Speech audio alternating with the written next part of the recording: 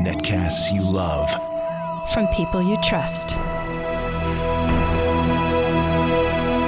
This is Twit. Bandwidth for the Tech Guy is provided by Cachefly. CACHEFLY.com. Hi, this is Leo Laporte, and this is my Tech Guy podcast. This show originally aired on the Premier Networks on Saturday, January 7th, 2017. This is episode 1352. Enjoy. The Tech Guy podcast is brought to you by Tracker, a coin-sized tracking device that pairs with your smartphone and keeps you from losing your most valued possessions. Visit thetracker.com right now and enter the promo code TechGuy to receive a free Tracker Bravo with purchase.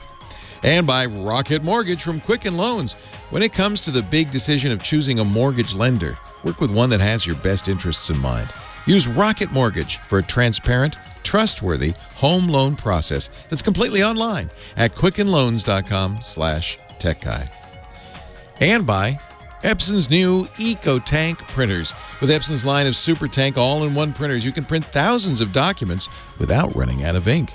Epson EcoTank, loaded and ready to print when you are. Visit epson.com/EcoTank to find out more.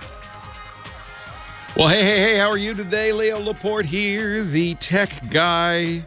Let me just set my phone to silence, my phasers to stun, and my geek lingo to, let's see, about a 4. How about that? It's time to talk high-tech, as we do every weekend right here.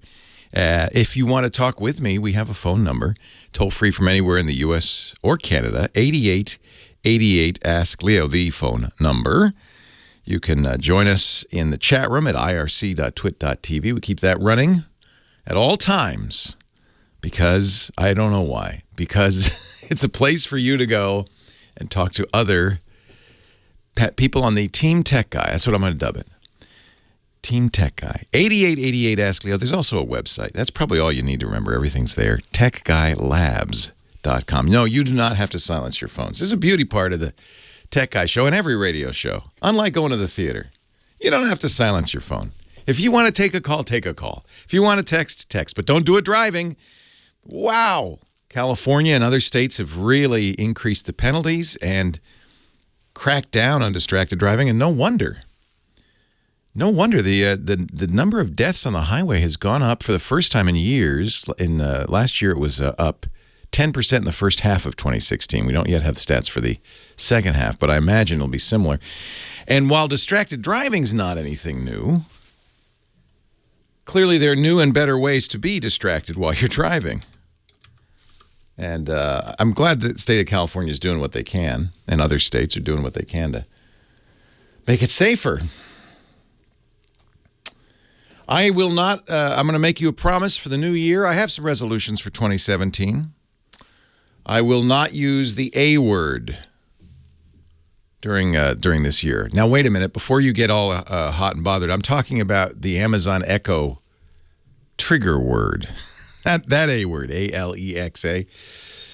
And I will endeavor not to say anything that sounds at all like SIRI, Siri. Because even if you say, seriously, she tends to, no, I'm not talking to you, no. She tends to wake up. It's going to get harder and harder to be a broadcaster. There's so many things you can't say. Now, is this fake news or not? I want you to clarify this. The CW6 in San Diego on Thursday morning on their news show had a story about a 6-year-old girl in Texas who racked up some hefty charges talking to the Echo in her home. According to her parents, and actually you can go back and listen to this because you can use the Echo app on your phone and actually hear the various utterances. You know, they save them. Yeah, I don't know if you knew that. You can hear yourself stutter and make up things and go, oh, darn, and start over and all that. One of the things the 6-year-old said to her Echo, can you play Dollhouse with me and get me a dollhouse? The parents say before they knew it, Amazon Prime shipped them a $160 KidCraft Sparkle Mansion dollhouse. Oh, and not sure why, 4 pounds of sugar cookies. Then the presenter on the station in San Diego, CW6, said the A word. I love the little girl saying, A, order me a dollhouse. And apparently, according to the register, that set off echo boxes around San Diego on their own shopping spree. The station said many viewers complained the TV broadcast caused their voice-controlled personal assistants to try to place orders for dollhouses on Amazon. Now, I want to ask you, if those of you who have an Echo, I know I've annoyed people in the past by saying, Echo, tell me a joke, things like that. And actually, I've changed the name of the Echo. What does the cat say when he stubs his toe? Meow. You see, I have an Echo in here, but I've changed her name from the A word to Echo. But of course, that means I say Echo and she wakes up, so that's not good. But what are you going to do? There's only 3 words. Shh. There's only 3 words you can use: Echo, the A word, and the other A word, Amazon. And I'm not using Amazon because I'm going to keep, so don't use Amazon. That would be bad. So broadcasters all over the world are going to have this problem. But I have a question for those of you who have one of those things. You know what I'm talking about. Doesn't it ask you, if you say order something for me, doesn't it ask you for a PIN code? Or maybe that's something I just put on there. I don't remember what the default is. It's certainly something, and if you haven't Echo, you should probably turn this on in your Echo app. Require a PIN code confirmation before ordering anything. Maybe the parents turned it off. Maybe the people listening to the CW6 in San Diego turned it off. I don't know. But if I say, Echo, order me some underpants, it's going to ask. The top search result for underpants is The Adventures of Captain Underpants. It's $4.84 total, including tax. To order it, tell me Leo's voice code. See, it won't just order it. Now, is that not true for you? Oh, you have to turn on parental. Tell me Leo's voice code. Excuse me for a moment. Echo, stop. So, okay, some people in the chat. I'm asking the chat room because I know a lot of them have Echoes. You do have to turn on parental controls. I don't know. I think that I don't remember. Certainly don't have parental controls on it. I don't think that's the case. The question is the order code on by default? And it's my memory that it is, that I did not turn it on. In fact, I was surprised that it asked for one the first time I tried to buy something using it. So I think this might be another, little link baity false news thing. Maybe not. Maybe not. But of course, broadcasters now, we have to be very careful. There's so many things we can't say.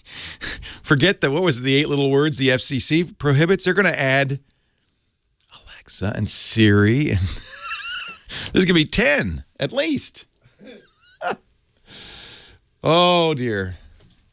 And really, swearing is nothing compared to ordering making you order a Rolls Royce. This could be terrible. So I'll be careful. That's one of my New Year's resolutions, one of many. We make them, don't we? And we break them immediately. But this one I promise, I don't promise. I can't because I know I'm going to slip. I will endeavor. I will try. Oh, there is no try. There is only do. I will do. I will not, do not say the A word. I missed you guys. I took a little time off for vacation, and here's how I know I missed you. Last night I dreamed I was doing a radio show, and I've been in my head. That's a bad thing. When you've been doing this as long as I have, it becomes a force of habit, and the weekends come, and all of a sudden you start talking to the air for no reason. So you missed some great shows in my head. Oh, FTC, Federal Trade Commission, is taking D-Link, the router manufacturer, to court. This isn't the first time. I think they took, didn't they go after Netgear too? They went after another company, citing lax product security and privacy perils. Your router is a member of this family of things called the Internet of Things, devices, appliances in your house that are connected to the Internet. And router is one of them because you connect it and forget it, right? And just sitting there out there on the Internet and open to all sorts of attacks. And hackers lately have been discovering all sorts of flaws in routers that allow them to take them over and have them do their bidding. Not attacking you necessarily, just borrowing a little bandwidth from you for attacks on other systems and so forth. It was more than a year ago that the infamous hacker group Lizard Squad took down the PlayStation Network and Microsoft's Xbox Live network with an attack from routers. And of course, later that year, later in 2016, routers were used to DDoS, to practically take down the internet.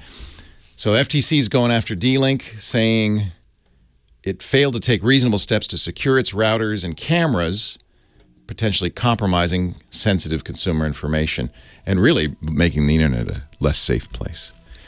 One internet expert predicted, I'm not sure he's so far off, that this will be the year some bad guy will take the whole thing down.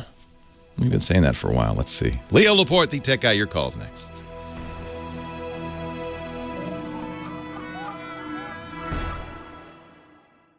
Leo Laporte, the tech guy. 8888 Ask Leo. During the break, I was getting some advice from John, my studio manager, because he's hooked on a new iOS game called Field Runner's Attack. And I somehow managed not to download it for a couple of weeks after it came out. Then I saw John's layout. I thought, oh, this looks like fun. Now I'm hooked. These games, they're free, right? Free. It brings me back to the days of Simpsons Tapped Out, where I spent hundreds of dollars on donuts. That was that was it. I said, never again. We rule. Farmville. That's what started it all. These are such addictive games. You don't have, Heather Hammond, you don't have that problem with addictive games. You don't. That is not one of the things I'm addicted to. There are other things. Other healthy addictions like working out, eating right, listening to live music, helping the poor, those things. Those are what you're addicted to. Yeah. Those are my New Year's resolutions. That'll last about another day. How are you? Did you have fun? Yeah. The holiday? Thanks for all the time off. You're well, okay. Let's not be sarcastic, okay? Let's not be mean. Anyway, it's great to see you again. Good to see you guys. Now, sometimes I worry that when we take a little time off that no one will ever call again. You know, they go, the heck with that. I'm done. I'm going to go listen to the gardening show. Is that true or not? They have returned in spades. They've missed you. Everyone's equipment has not been working. That's the problem. The whole break now. You Plus, got all they have sorts of new toys stuff. They can't figure out. Yeah. I went back east to my mom and did a tech week setting her up. I got her a couple of Echoes. So nice. She can talk to the thing. I set her up with food delivery. That's kind of nice now. In most areas, unless you're in a very rural area, you can use your phone and order food and it just shows up. And I thought that would be a nice, she's 84. That would be a nice thing if she gets hungry. And apparently the snowstorm's coming to Rhode Island, so she ordered a bunch of Chinese food last night. Oh, that's awesome. Yeah, so she's set. Like that. Clever, huh? Yeah, that's great. Yeah, so I did a whole tech thing. I also I got my AirPods. I'll give you a little review. Those are the wireless, the crazy little dental floss container of wireless headphones from Apple. I can't wait to hear this. Yeah. But I haven't lost them yet. It's been a whole 4 days. Maybe you could make it like an earring and it'll just always be there. There's a guy who did that. He's got, some guys have where they call them gauges, those earrings that make your ear bigger and bigger and bigger. And he's got it big enough in his earlobe that he can stick the microphone of the AirPod through a hole in his ear. It's really not a good look. But he never loses them. Yeah. I'm not sure I want to talk about this anymore. Let's take some calls. Shall you? Yeah. Shall we? George in Houston is our first caller of the new year, and he has all these MP3s that won't play. And what is life without music? What is life without music? Thank you, Heather Hammond. Happy New Year, George. Hi, Happy New Year. My goodness. Wow, this is absolute. I didn't expect to do this. I wasn't trying to do this, but I'm the first caller. Do what? Get on the air? Your first call in well, you did it. You did it beautifully with panache. My goodness, yes. I have a little problem. I downloaded some time ago some MP3 files legally through Walmart. And these songs, these MP3 files had digital rights management. That's the problem in a nutshell, right there. Yes, and the player that I used to use, a Music Match jukebox, is no longer around. Yeah. I'm stuck. What can I do? Yeah. So Walmart killed that store 5 years ago, right? Right. And they said at the time, we're not going to shut down the copy protection servers. But I would guess that by now, it did. It did. It finally shut those down as well. So this is another reason. In fact, I'm seeing a bunch of articles. Reason number 9,358 for not buying copy-protected music. Walmart shuts down servers. Walmart pulls plug. Nice. So what you've got to do, those MP3s are unplayable. Yep. As you know. There probably is a way to strip out the copy protection. This would be illegal. However, I think you'd have a pretty good explanation of why you did it. Yeah. So there's a couple of ways to do this. One is what we call analog hole. That is, you can well, maybe not actually, because you can't play them back in any way. At all. No. Yeah, if you could play them back and record them. Do you have any software that will burn them to a CD, like a regular audio CD? I have software that will do that, but not these particular files. You can't. Not those files. At all. Yeah, only the player that would do that. It says, according to Walmart, I'm looking at their music downloads section of their website. You'll still be able to enjoy the digital music you purchased. Have you logged into your Walmart account? I think it's gone. Yeah. I haven't, and there's nothing. Yeah. So these are first of all, they're not MP3s, they're WMA format, I think. It's Windows Media Player. Okay. Windows Media Audio. So what you were going to do is Google, and I guarantee you it's out there, is to Google strip WMA copy protection or strip WMA DRM. And somebody will have made a way to do that. Generally, the analog hole is always there if you can play the music back or rip it to a CD, but you can't do either. Right. That is terrible. That is terrible. Wow. So there's somebody in the chat room saying they found one called Fair Use for WM. Removes, this is an old post. This is a 10-year-old post, but it might still be out there. Fair Use for WM, the number 4, will strip the copy protection out. See, this is the irony of this whole thing. And incidentally, the music industry has abandoned this kind of copy protection, thank goodness. Video and TV and movies haven't.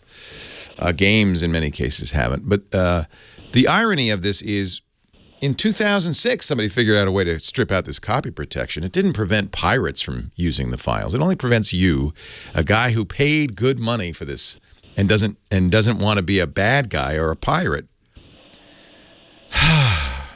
Wow. So this is the problem with DRM. It turns people into pirates. You have a very legitimate desire to play the music you bought. Now, if you read the terms of service, you didn't buy that music. Technically, you borrowed it, and the borrowing period is over.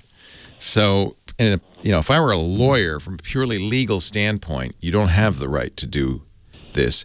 But on the other hand, from a purely, in my opinion, ethical standpoint, you do, because you didn't pay 5 cents for the records, right? You paid $1 right. per song, just like everybody else who owns it. Yeah. So I think, and I'm sure that Walmart paid the appropriate royalties.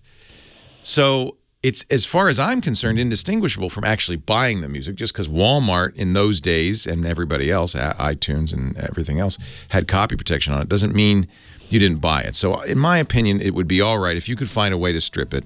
Just Google strip Walmart DRM or strip WMA DRM, and there will be programs out there that'll do it. Yo ho ho. Congratulations, George. You're now a pirate. Terrible. Leo Laporte, the tech guy. All right, Lawn Dog in our chat room's done a little researching. He's found the terms of service for the Amazon Dot, which is the little version of the Echo. If you've got speakers, the Dot's a very affordable. I think it's $50, and over the holidays they were selling it for $40. That's the thing. I got my mom 2 of them because she has some nice powered speakers. You just plug the Dot in there and you're set. It says in the fine print, purchasing requires a code. So that story about the San Diego news station that bought a bunch of doll houses in San Diego, no. It triggered the Echo, But we know that because I trigger people's Echo all the time by accident. Not on purpose, I swear. It triggered the Echo, but it didn't buy the dollhouses. Now, how did the little girl do it? Well, a couple possibilities. You can turn off that code, so you have to actively turn it off. But you do so, as you can see, you do so at your peril. Maybe her parents had turned it off. Or maybe she's a savvy 6-year-old. You know how 6-year-olds are these days. They're very much into the cyber. And she probably listened as mom or dad ordered something and memorized the 4-digit code so that... You think? No, I think mom and dad probably turned it off.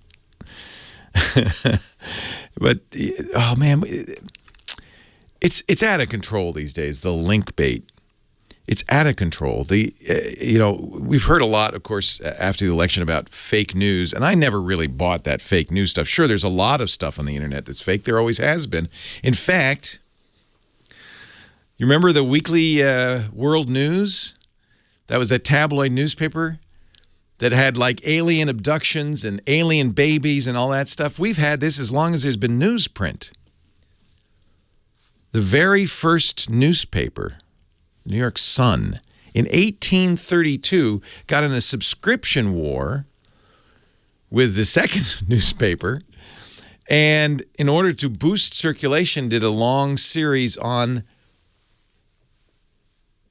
the moon people. They said a new telescope had been discovered, and we've been observing the people living on the moon, and did this whole thing about the houses they lived in, the styles of life, their sex lives, because, of course, if you want to sell newspapers, nothing better than alien sex lives. So this has been going on since 1832 at least, probably even before then. Maybe, remember, have you ever seen a reliquary? There was a brisk business in the 13th and 14th and 15th century in saints' relics, pieces of saints' fingers or the piece of the true cross. Now, it's possible some of those were real, but I'm thinking, unless the true cross was really big, there probably weren't thousands of pieces of the true cross just floating around for sale. So we've had this kind of stuff forever. But the internet has empowered it. And really, I blame, in many respects, as much as the fake, we talked a lot about the fake sites in Macedonia, the teenagers creating news sites that they knew would make them some money in advertising because they could write stories that people would share on Facebook, et cetera, et cetera. But that's just copying, in a small way, the big link bait coming from the major sites like the Huffington Post and Engadget and The Verge and this news story. It's called link bait because it made you click. And when you click, they make money. And so it's sensationalizing the stories, misrepresenting the stories. There's a lot of that going on. And it's I think it's a problem, but what you got to do, and certainly what I did with that story, is trust my instincts and knowledge and say, is that true? That doesn't sound right. Don't you have to enter a code? That doesn't sound right. Okay. Burkhoff in the chat room says, nope, I saw that news story, and my Echo did order a dollhouse. Okay. It ordered one for me, absolutely telling the truth. I immediately canceled. All right. Maybe I was wrong about the fake news. All right. You should turn on, let me just say, Burkhoff, go into your Echo app. They don't call it the Echo app. We call it the A-Word app, just to make me crazy. Go into the A-Word app and turn on the order code. It's on by default. It's on by default. Now, it may add it to your shopping list. That doesn't mean it's going to come. It does that to me all the time. If I order something it doesn't know about, it says, well, I'll just add that to your shopping list. And I was pretty sure that I had that code on there. There's some debate in the chat room, so I'm not sure. I'm not positive, but anyway. Normally at this time, Scott Wilkins would be talking home theater, but you know where Scott is. He's at the last day of the Consumer Electronics Show. It's been going on in Vegas. And speaking of Amazon's Echo, that is probably the biggest category of products, certainly one of them anyway, at the Consumer Electronics Show this week. Everything from your television to your refrigerator, they've added Amazon's Echo voice to it. Amazon is brilliant. They've licensed that out. I bet it doesn't cost a lot to add the voice. It might even be free because, after all, what's the number one thing you do with it besides setting timers and asking it what the weather is?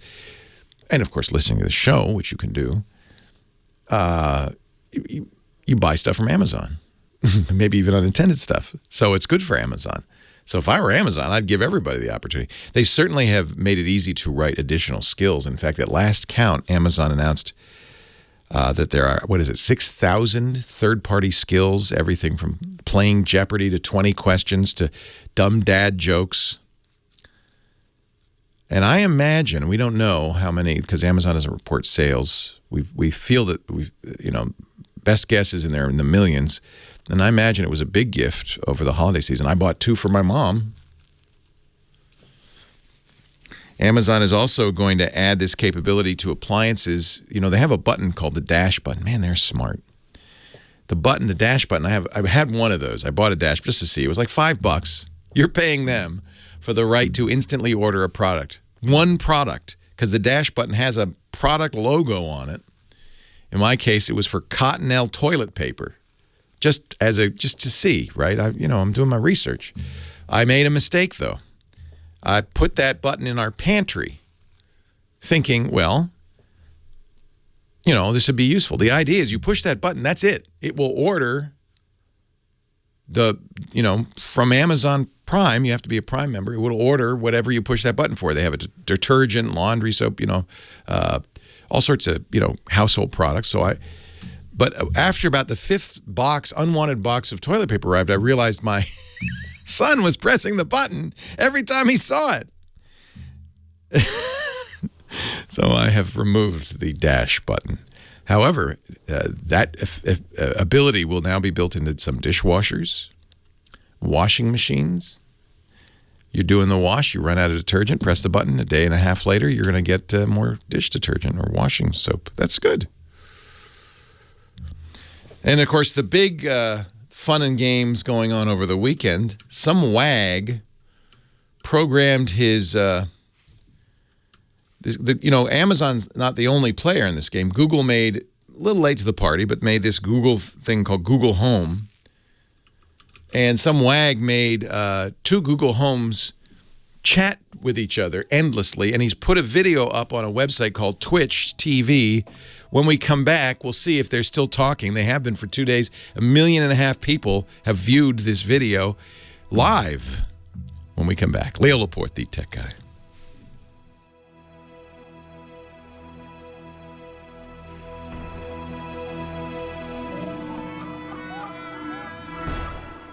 I don't know anything. I know that, but I don't know anything about you either. We're watching What do you want to know?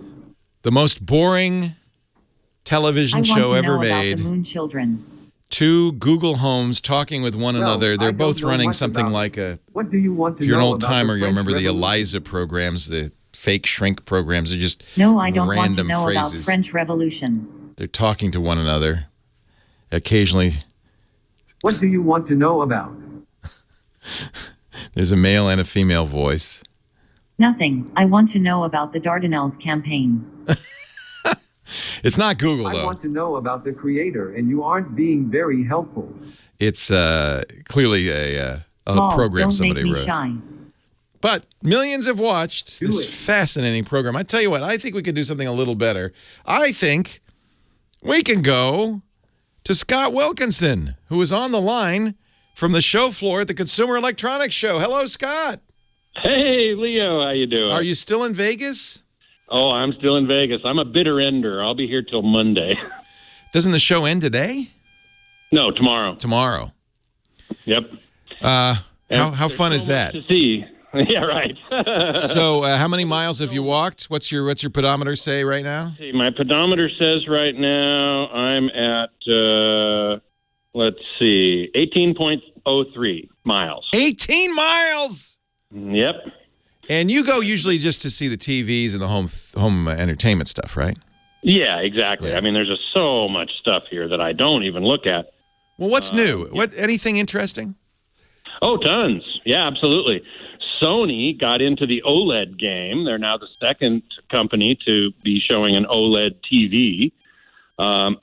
I have LG's OLED, which you've recommended. In fact, it was the TV of the year 2016. Absolutely. Yeah. And LG has new models now, including one that is literally, they're calling it the wallpaper TV. I mean, you can put it on the wall, and it's only 4 millimeters from the wall to the front of the screen. Wow. It's amazing. And magnetic mount and all that stuff. The Sony OLED has an amazing feature. The entire surface of the screen is the speaker. Oh, that's neat. How do they do that?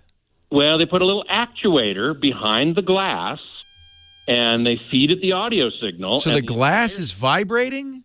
Yes, but you can't see it. You cannot see it. Wow. It's only vibrating in the mid to high frequencies. Once you get into the lower frequencies, they do have a woofer in the structure that's not part of the screen. So it's kind of a gimmick, right? I mean, I don't think so. They did it right next to another TV with a sound bar, and it sounded better, I have to say. Okay. It sounded better. Okay. One of the cool things about it is that the voice, say if somebody talking on the screen, the voice is coming directly from them, not under the screen or over the screen, as with a sound bar or another speaker. So Right. that was kind of cool. Now, it's not the same. It's not as good as a real outboard sound system. And if you're going to spend that kind of money on an OLED TV, and they didn't say pricing, but it's not going to be cheap, you're going to use an external sound system. But if you don't, This is something that's been going on for the last few years where the TV manufacturers desperate to sell you a new TV. Most people are not buying new TVs, but every, few years are adding gimmicks like what was the yellow channel and other things. That don't necessarily really improve your experience, but maybe could get you back into the store. Was there any substantive movement? Oh, Are we seeing 8K? Well, there's quite a few 8K technology demos. Well, no product. That's how it starts. That is how it starts. And, it's going to be inevitable. They are going to go to 8K at some point. But 4K is now so ubiquitous. Most of the TVs that are being shown here are 4K, a high dynamic range. Samsung is talking an awful lot about what's called color volume. It's kind of a really geeky thing of as you go from dark to bright, many TVs can't reproduce saturated colors, very bright or very dark. It kind of collapses. And Samsung's touting how bright and saturated their colors can be even at high brightness. And you can see the difference. It really does look very good. Well, great. Hey, I got to tell you, the most impressive display here is it's for the super rich. I mean, the super rich. It's a display that uses tiny microscopic LEDs, red, green, and blue, as the direct light source. And they've got a screen. It's a tiled system, so you can assemble tiles to whatever size and shape you want. They've got one on the show floor. It's 32 feet wide by 9 feet tall, resolution of 8K by 2K. Man, that thing is awesome. I mean, it just looks amazing. Not practical. You couldn't get it in the door. Let's say. Well, you could build a smaller. You could build a smaller one. You don't need to build one that big. Oh, because it's just tiles. It's modular.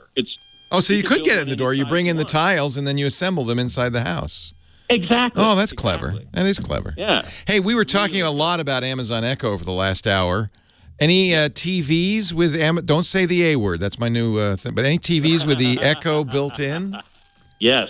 A lot of TVs here now have voice command. They have the A word that you can interface with, or Google Home. There are some with Google Home as well. Right. And I have an Android device that uses Google Home. And, of course, Apple TV uses Siri to do this. Right. And I guess it's a pretty good interface to talk to your TV to say, hey, I'd like to watch Stranger Things, and then the TV knows where that is and can switch to that signal and turn it on for you. Yeah, I just saw a demo just a moment ago from Samsung. They have their own system of that, but it's very impressive. You can say, show me all the sports that are on TV right now, and it'll show you that. Hisense has got a lot of that kind of functionality in there as well. So that's a Chinese manufacturer. A couple of Chinese manufacturers, Hisense and TCL, are really trying to get into this market. They watched what happened with the Korean manufacturers like LG and Samsung and said, "Hey, we can do that." I imagine they have a good presence at CES this year. They have a huge presence at CES. Absolutely. I've always maintained that TV manufacturing went from America to Japan to Korea. Now it's on to China. Yeah. Yeah. And they're coming on strong, really strong. This company, Leeco. Leeco. Yeah. Leeco. Yeah. They pronounce it Leeco. They've got an 85-inch TV with all the bells and whistles for $4,000. Is it a good looking TV though? On the show floor, yes. It's hard to say. I guess. Really. On a show floor with bright lights and everything, it's hard to really evaluate the quality of a TV, but it looks mighty good, and for that price, and it's got full array local dimming, wide color gamut, high dynamic range. It's really pretty spectacular, very disruptive. Plasma, anybody? Nope. It's gone. Just LCD and OLED, pretty much. Yep, and this Sony micro LED thing, which they call Cletus. Cletus. That's a silly name. Yeah, right. Yeah. Anything else that wowed you? That Sony thing is probably the most wow. That's factor. pretty cool. Yeah. Yeah, it's extremely cool. I'm about to go over to South Hall. They have some sort of laser projection system that looks kind of interesting, and then I'm going over to the Venetian where they got all the audio stuff. So, I'm going to give you an assignment because I want to buy a projector for the Super Bowl this year. So I want when you come next week, you let me know what would be a good. Let's do some Super Bowl TVs next week. How about that? Sure. And of course, round up your CES experience because you're still there for a couple more days. And by the way, you will do a very special Home Theater Geeks. Is it going to be this week, or did you already do it? We recorded the interviews for next week's show. And then the following week, I'm going to have a panel of journalists on to talk about everything else. So we'll have a couple of weeks of CES Geek Out. That's This is his podcast, the Home Theater Geeks podcast at twit.tv/HTG for Home Theater Geeks. Scott also is editor-in-chief at the AVS Forum, and I'm sure you'll find a bunch of articles about CES there. Oh yeah. Yeah. It seems to be the most exciting CES in a few years. I'm not sure about TVs. I think so. Yeah. I think so. TVs, have come down a little bit. There are a lot of players are out of the market, like Panasonic and Sharp. But I think AR and VR. In fact, I'm wondering, is anybody doing a VR television set? For watching TV? Are you seeing anything like that? I haven't seen that yet, and to tell you the truth, I haven't been looking a lot at VR at this show, but that is sort of inevitable. Yeah, that's one of the big stories. Scott, it's huge. Rest your voice, rest your feet. You've got miles to go before you sleep. Indeed. 18 miles down, another 18 to go. Thank you, Scott Wilkinson, AVS Forum, and of course, Home Theater Geeks, our podcast at twit.tv/HTG. We'll see you next week, and we can talk more CES and Super Bowl TV purchases too. Thanks, Scott. You got it. Leo Laporte, the tech guy, 8888 Ask Leo. More of your calls coming up right after this. I'd never let you go. Baby, take a chance or you'll never ever know. Hey, before we go farther, did you have a good holiday? Did you get some stuff for Christmas or Hanukkah? Some stuff. I was really telling people, I hope people who gave you presents listened. I was telling everybody, if you're going to give a gadget, throw a tracker in the stocking so that people can find their gadget if they lose it. The tracker is awesome. It's a little quarter-sized Bluetooth piece of hardware that keeps track of your devices. It's so cool. It's built out of anodized aluminum, so it's very thin, very light, very durable. It's one of the few Bluetooth trackers that has replaceable battery, by the way, and I got to say I love that. There's another one that you have to throw out when it wears out.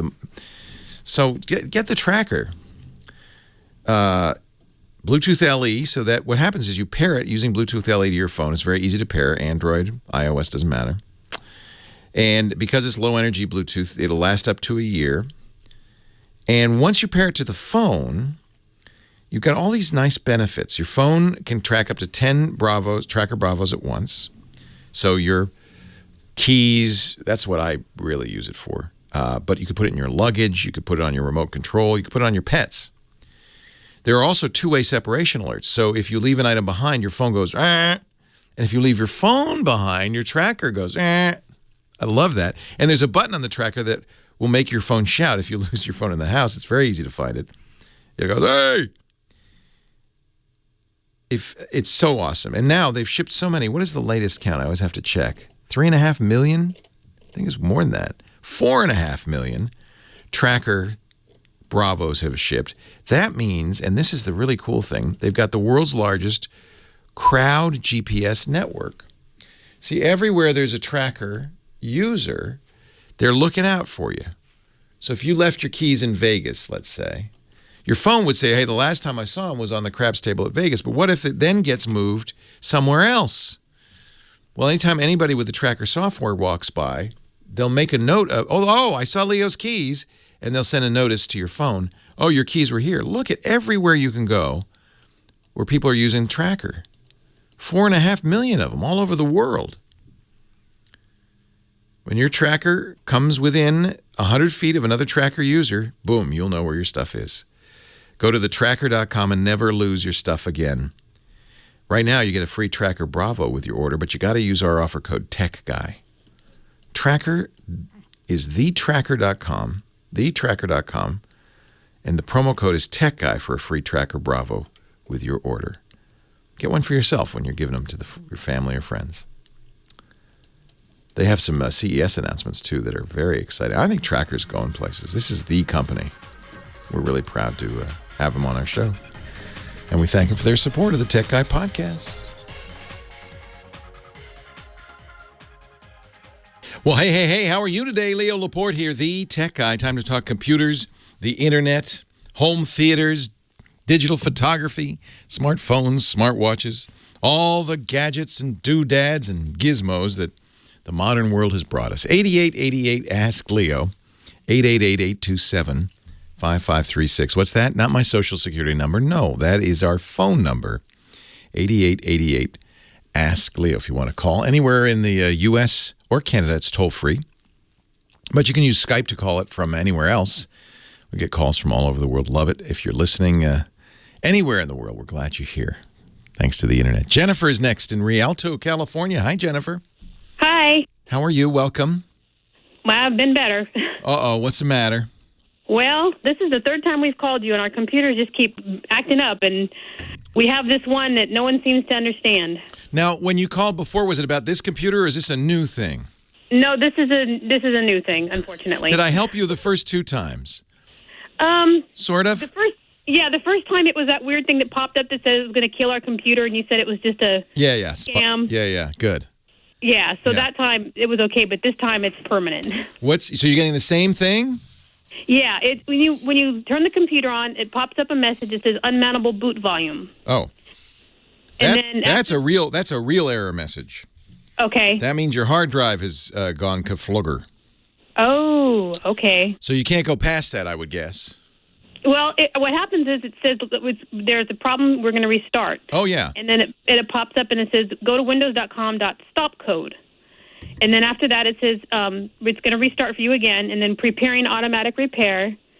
And then it comes up to this thing that says choose your keyboard layout. And after that you can't do anything at all. Yeah, it's trying to reinstall Windows.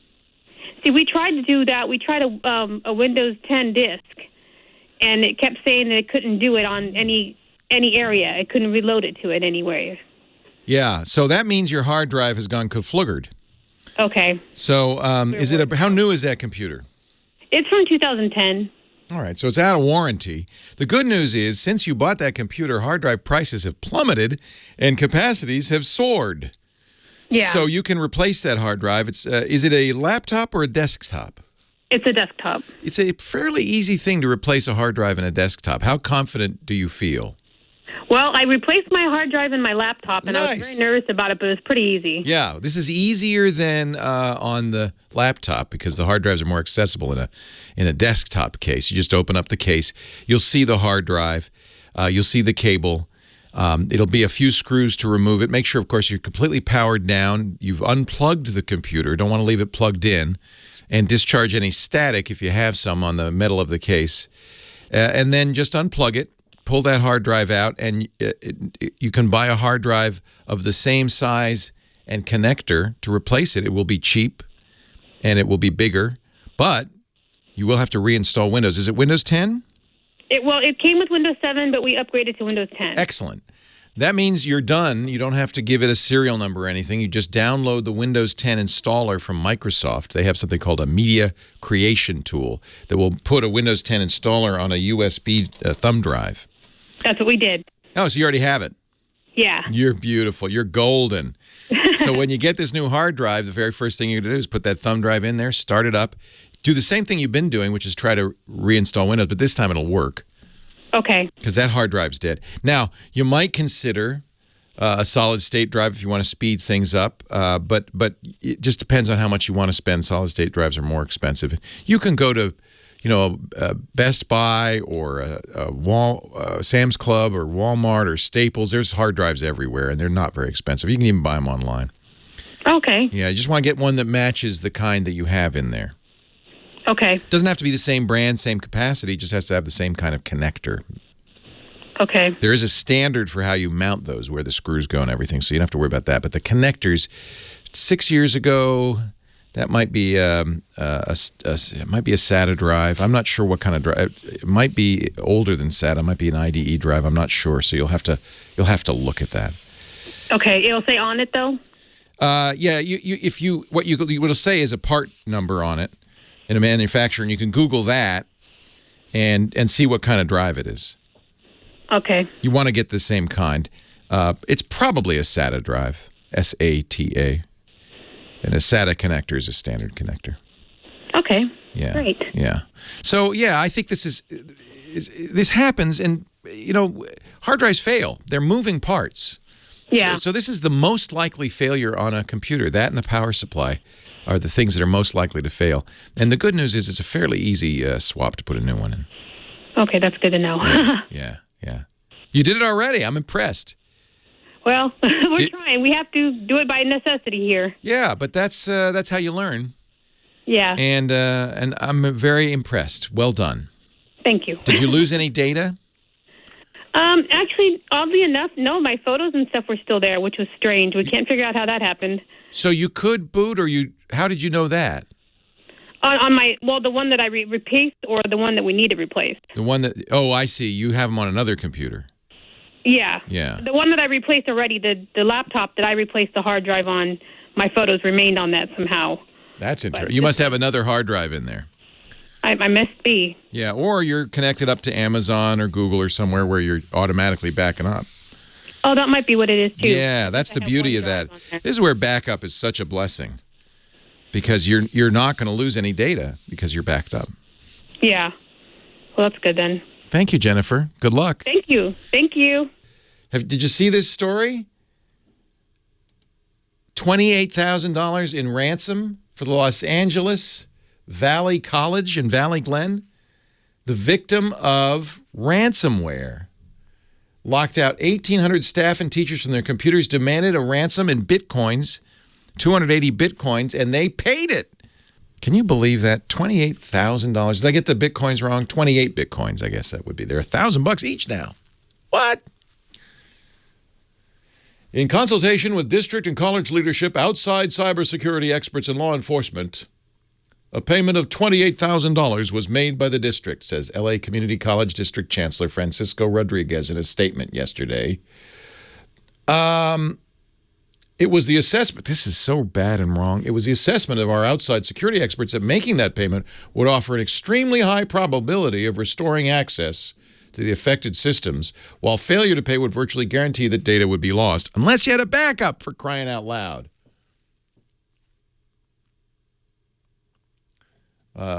No word as to whether the payment worked. My experience has often been that people who pay don't necessarily get their stuff unlocked. Yet there is a risk that you'll give them money and still have nothing. Best thing to do, not get bit in the first place. Leo Laporte, the tech guy. More of your calls right after this. And don't go to that school for IT.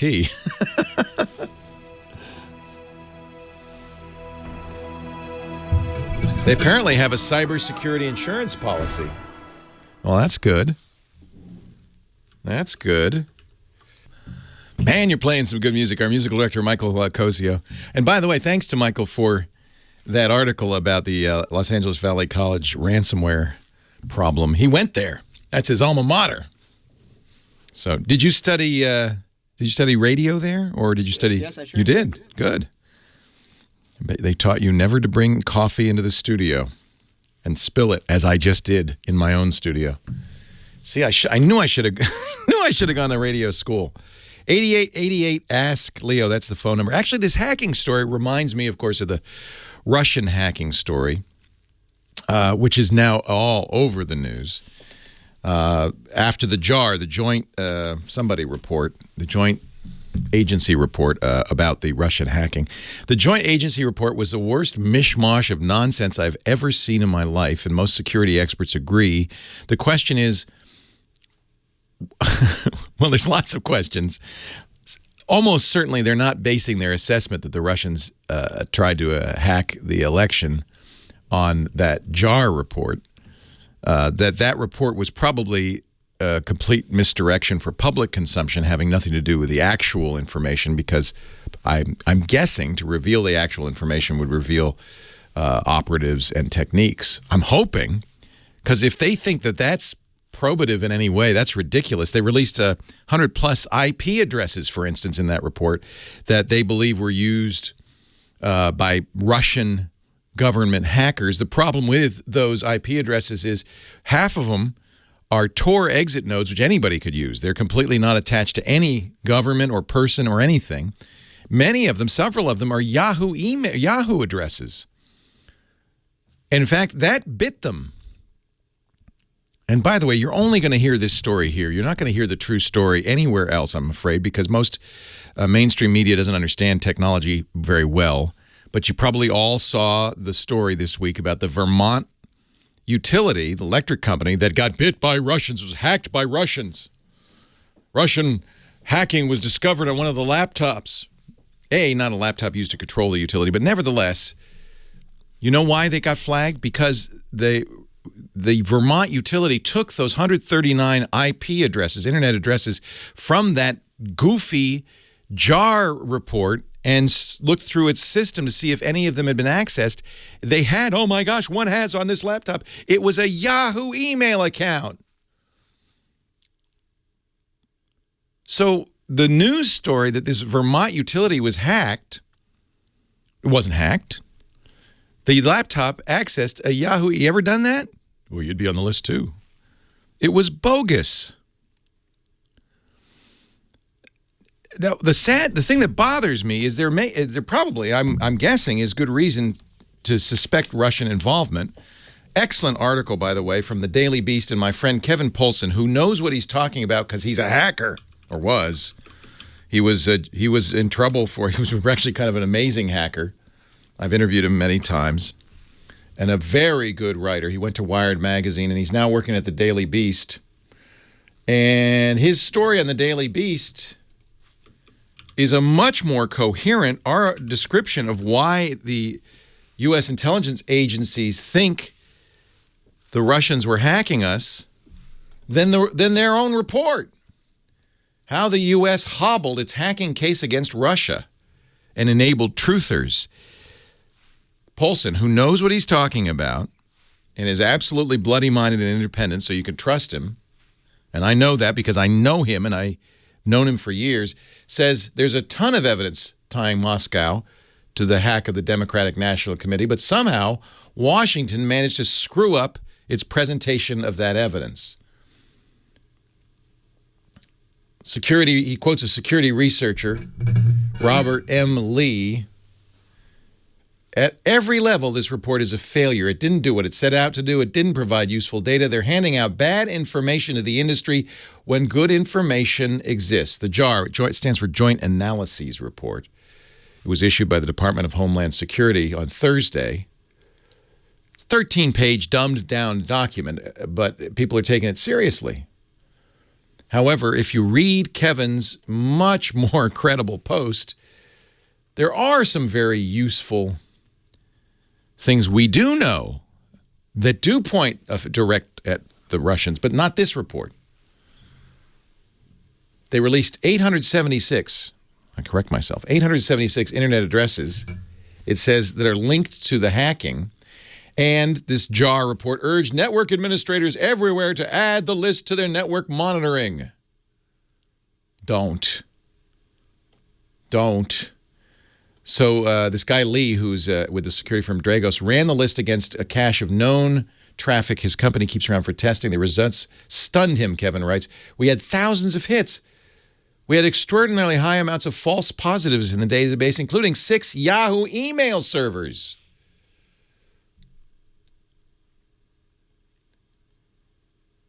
It's just bizarre that this would be released. And in fact, I've got to wonder if it was released in an attempt to discredit the whole Russian hacking story. It's certainly being used that way.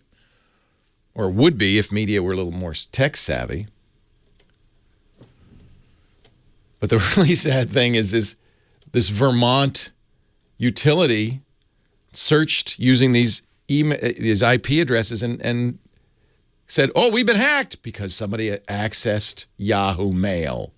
Oh, come on.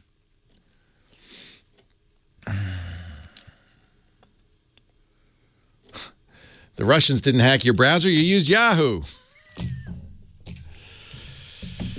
I just, if you're going to, be coy, as somebody in the chat room says, to protect sources and techniques, fine, but say that. Don't release something that is provably bogus, because all that does is fuel the, I think, dangerous opinion that, oh, it didn't happen. It's all being, it's all made up. But I'll put a link to Polson's very good article in our show notes at techguylabs.com. It's at the Daily Beast. Kevin is a really good reporter. And as I said, he's a hacker, so he knows what he's talking about. He's not making this stuff up. And he points to the very strong evidence that is known for suspecting Russia.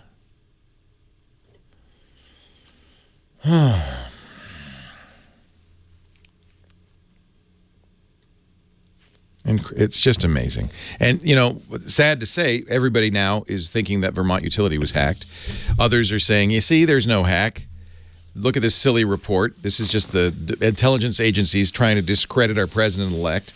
And getting to the bottom of this gets more and more difficult only because mainstream media doesn't have the skills to even analyze this.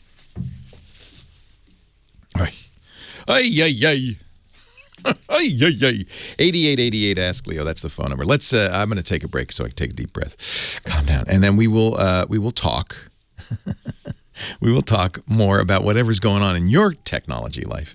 8888 Ask Leo. Leo Laporte, the tech guy. We'll have more of your calls in just a moment. And by the way, I will put that link up on techguylabs.com. techguylabs.com.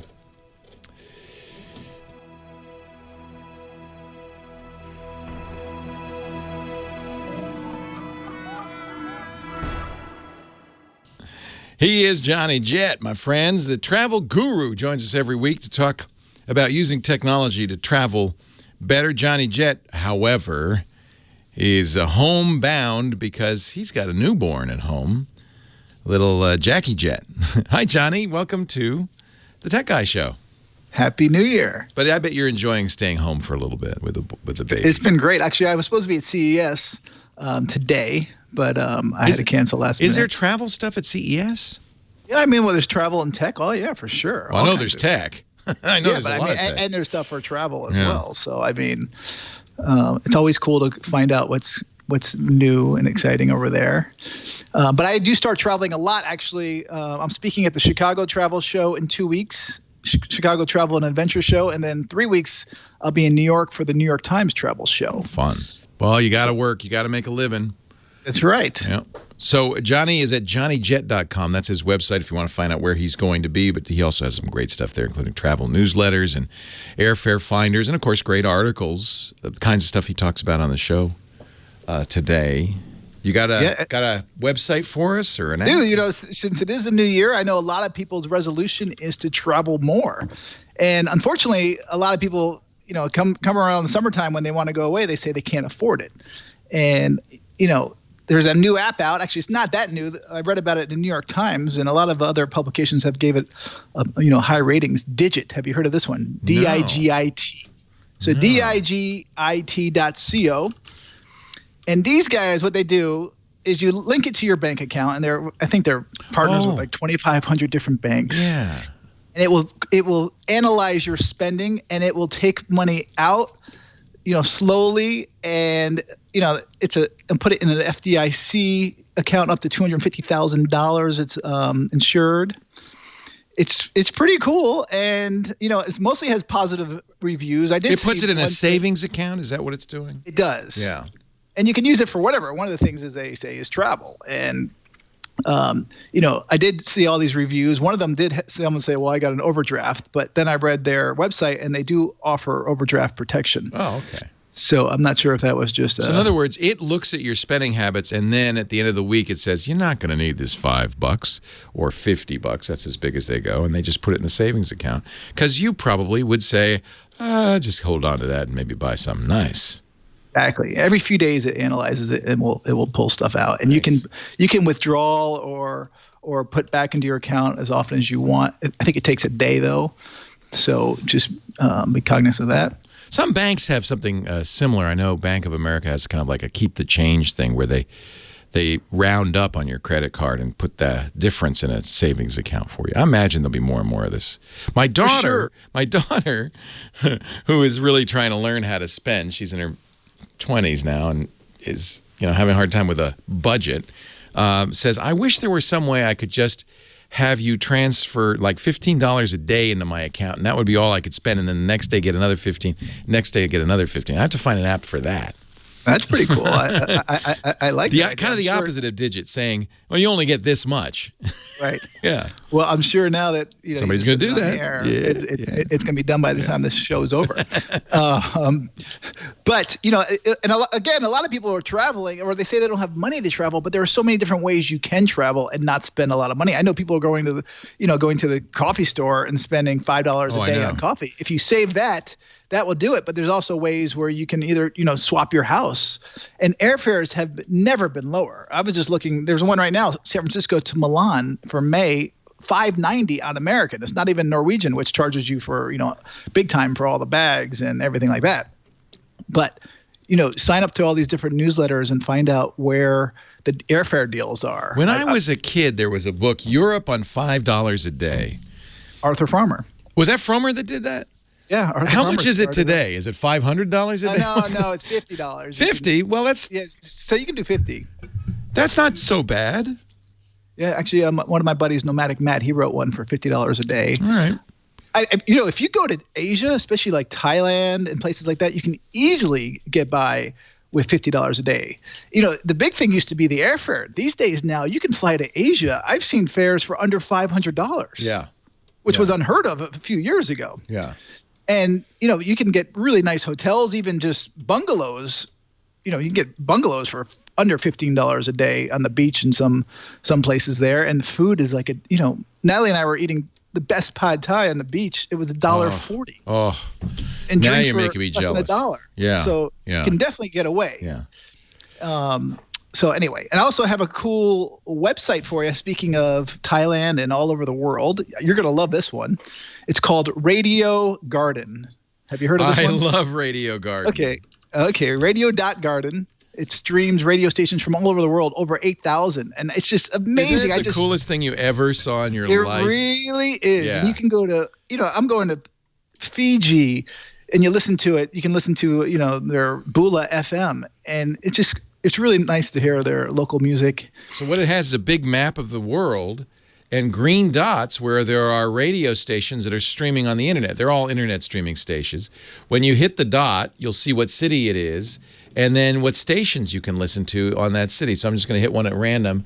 This is in Tianjin, China. It's a Chinese. Oh, it's not coming in right. That's what you get, by the way, as you tune around. You get like static. It's kind of like when I was a kid using a shortwave radio. I love this. I love this. And as a traveler, even especially for armchair travelers, but I was listening to an Australian station. I picked some random one, and they're like, Australian Day is coming up in a couple weeks, and that's good information because if you get there, everything's going to be closed, banks, stores, museums, so you can plan your travel better. This is from Yantai, China.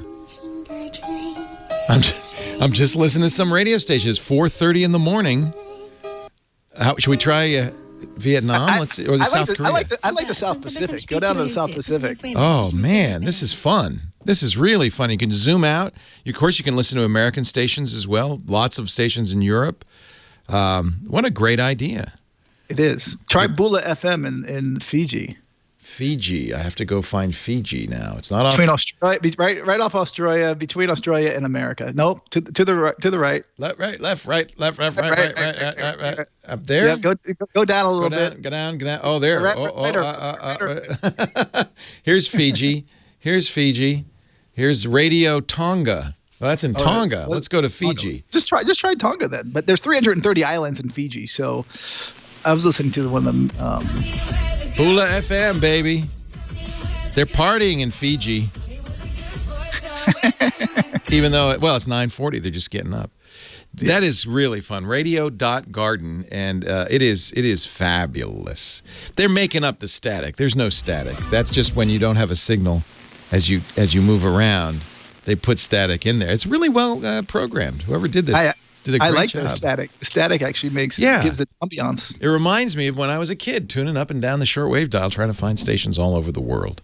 Yes. There you go. Johnny Jet, have a great time with your kid. Have some fun travel. Give my love to your beautiful wife, Natalie. Is she still working too, or is she? No, she was actually working 2 days after she gave birth. Wow. I mean, but her work. She's on her laptop. She can do she make her own hours, and she's only working like an hour a day or famous whatever. Pinterester. Yeah, lots of her work is like mine. We love to do it. Yeah, so it's not really. It's your life. Really work. It's your life. Yeah. All right, John. So follow her on Pinterest, by the way, Natalie Discala, Discala. Little plug. You also had a question from a viewer who was trying to find an alarm clock for people who are hard of hearing. Yes. So if anyone has any ideas, either tweet me at Johnny Jet or send me an email, johnny@johnnyjet.com. Dr. Mom said there's a whole website at sonicalert.com for all kinds of things, including alarm clocks. Sonicalert.com. Yeah, I think I saw that. I was just looking for something that, that someone's actually used and can recommend. Recommendations. He's Johnny Jet on Twitter, johnnyjet.com. Safe travels. We'll talk to you next week. Leo Laporte, the tech guy. Thank you. That was fun. Good. Defquip.co.nz. There's a water spraying alarm clock you can build for $30. That'll wake you up. That'll wake you up. I don't know if they're going to like that one. Leo Laporte, the tech guy, 8888. Ask Leo. Donald is on the line from, he calls it Winterpeg in Manitoba. It's a little chilly right now in Winnipeg.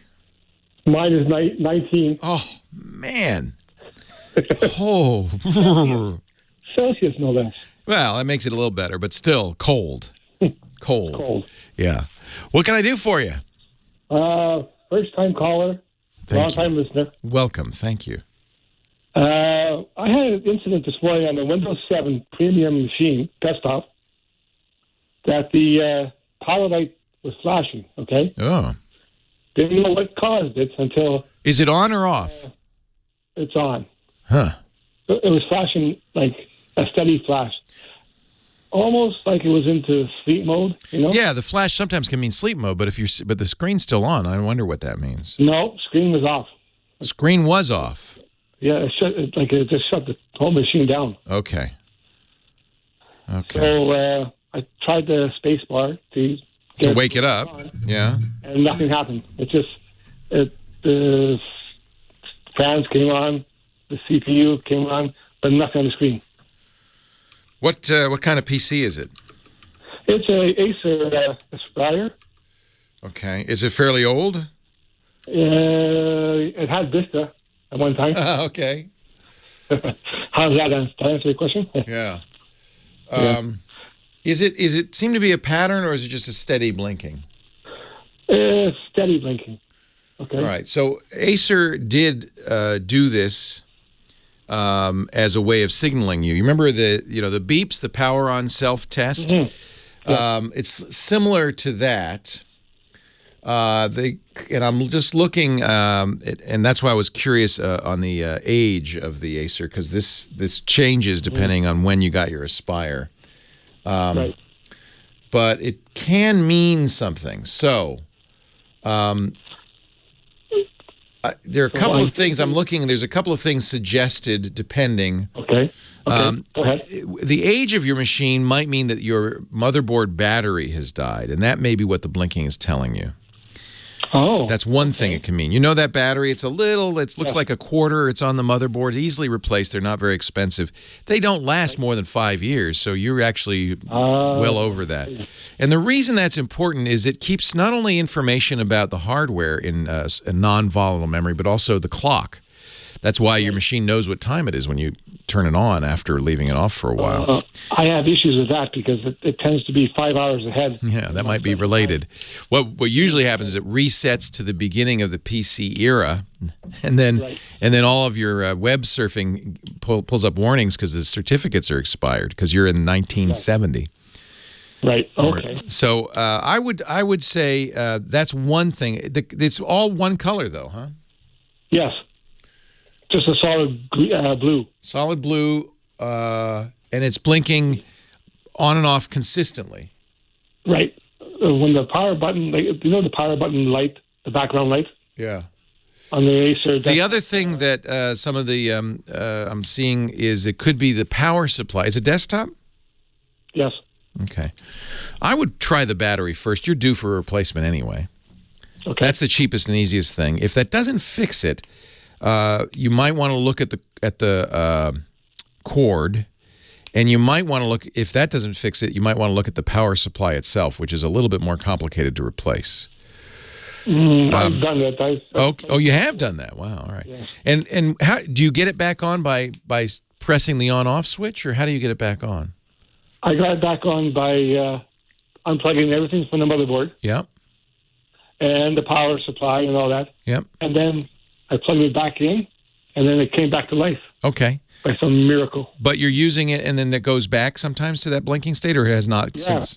No, it hasn't gone back yet. Okay. It's still. Yeah, you might have fixed that. Normally blinking means sleep mode. I'm here, but I'm not fully aware. You can wake it up with, as you tried, a space bar or moving a mouse. If not, pressing and holding the on-off switch for 5 seconds to turn it off and on again. Did you try that? I did. Yeah, and so that's why you took the whole thing. And it's interesting, that fixed it. I bet you need to replace the battery. Okay. That'd be my best guess. That sounds good. Yeah. I wondered why it went into sleep mode, because I never put it in sleep mode. Windows 7 did that. Yeah. It's the default settings. So the default settings changed from Vista to Windows 7. That's right. Yeah, to save the world, because they don't want you to use power all the time. Save your of course, your utility bill as well. Yeah. This is true. Yes. Okay, that's about it. All right. Did you not do the Windows 10 upgrade? I guess you didn't have that available to you, or? I did. Not on this machine. I have on other machines. Another Acer desktop. Good. That's an i5 machine. That'd be a little bit better. Yeah. That'd be a little bit better. I think you did all the right things by taking it apart, and you fixed it, but I think it's going to happen again. If it's the battery, it's going to happen again, especially since your clock's getting a little janky. This sounds like and it's old enough. Usually those batteries don't last more than 5 years. Okay. Okay? Yeah, thank you very much. Thanks for the call. I appreciate it. 8888 Ask Leo. Michael, do you want me to take a break now, or should I continue on? I shall, then, with Sandy in Orange County. Hi, Sandy. Hi there, Leo. I'm hoping you can help me. Well, I'm hoping I can, too. Okay, I have a Sony Bravia TV. It's 2 years old as of Christmas. Okay. And ever since we've had it, we've had problems with Netflix. No other apps. Not YouTube, not Fox, not anybody. And you have a smart TV, so it has Netflix built in? Correct. Okay. And several times I've called them, probably only 5 times over the last 5 years, because or 2 years, because we've kind of learned to kind of deal with it a little bit, but it's getting worse. And the first several times I called them, they acted like they'd never heard of this problem before. What's it doing? Well, we'll select a TV program to watch on Netflix. We click play, and it does a little loading module, and so it gets to 99%. We'll see a few seconds of the program starting. Yeah. And it completely bumps us out of the app, goes back to regular TV. It's crashing. So your TV is a computer, and when it runs Netflix, it's running an app, just like your computer or your phone or anything else. Correct. And in this case, the Netflix app is damaged. So the first thing I would try to do is see if you can, and by the way, Sony should have told you to do this, is a firmware update or refresh. Now, I have to tell you that the Netflix apps on many TVs are terrible. In fact, smart TVs in general are usually pretty dumb. Okay. I have all smart TVs, but I still buy Apple TV or Roku boxes to watch Netflix just because their software tends to be better. Their processors are a little higher powered. That just tends to work better. So I do have Netflix on my LG and my Samsung, but I don't use it off my LG or Samsung. I use it from a Roku. So another fix for this would be go buy a $90 Roku box, which is a small little hockey puck sized box that connects via the HDMI cable to your TV. It's on the internet. And it was designed originally for TVs that had no internet connection. Yours does. But frankly, it's a little bit better hardware and software than your TV. Okay. Do you suggest that we don't have Apple computers, but no. We have iPhones, iPads? Do you buy... So if you buy TV and movies on iTunes, you have to use an Apple TV to play them back. My recommendation is to not do that, to buy it from Google, because then you can use YouTube to play it back, and YouTube can be played back on anything. So the problem is only Apple can play back Apple content. Have you bought a lot of content on your iTunes account? We have, now that we have streaming iMusic or whatever you call it, we don't buy a lot of content. No, We don't buy a lot of content, and I don't want to shock the world out of you, but we don't even have cable TV. We do. No, you don't need to. That's not shocking me. You've got Netflix. You've got plenty of stuff, right? We have a lot of stuff. Yeah. Netflix knows this is a problem, according to one of our chatters. He has the same problem with his Bravia. Netflix said that, we'll fix it soon, and it was never fixed. The problem is Netflix is not responsible for the apps on the Bravia. Sony is. So I say don't use, if you can get a firmware update, maybe it'll fix it. Check for that. But otherwise, get a Roku or an Apple TV and watch Netflix through that, and you won't have these problems. Okay, I appreciate it. That sounds like a good solution, because they did say that they were working with Sony last night. They were working with Sony. I don't know how much I believe them. Yeah. You know what? At some point, you just have to say, okay, fine. The Roku app is so much better. You know, Apple TV is very good, too. So if you do have a lot of Apple TV content, their Netflix app is excellent. But if you don't, then get a Roku. You can watch Amazon, Google, and all of that. Leo Laporte, the tech guy.